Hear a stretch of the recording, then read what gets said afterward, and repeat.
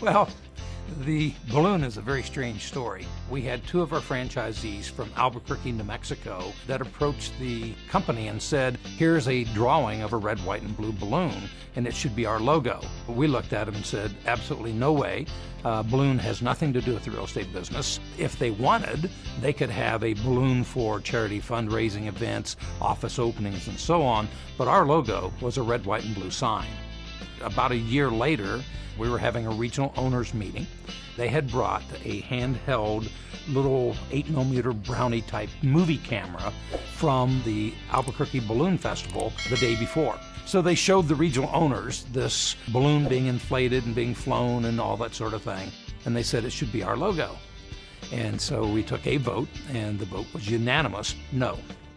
1 year later, I hired a consultant, and they had just done a customer survey of the best of Denver.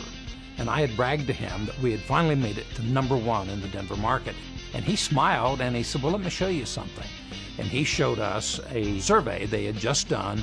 And even though we were 5 years old, we were the 8th best known real estate company in the city. And so I met with the agents and I said, we need to do group advertising. What do we do? My suggestion was, well, I'll take a Remax for sale sign. I'll stick it in the ground and I'll say, hi, I'm Dave Leniger. I'm the co-founder of Remax, and I'd like to tell you how proud I am of our agents and so on. They all laughed and they said, Dave, you're not an actor and that wouldn't be a very good commercial. So somebody said, well, we've got a red, white, and blue balloon we use for all of our charity walkathons and grand openings and such. You're a pilot. Why don't we put the balloon up, and why don't you go fly around in a Cessna and take pictures of the balloon?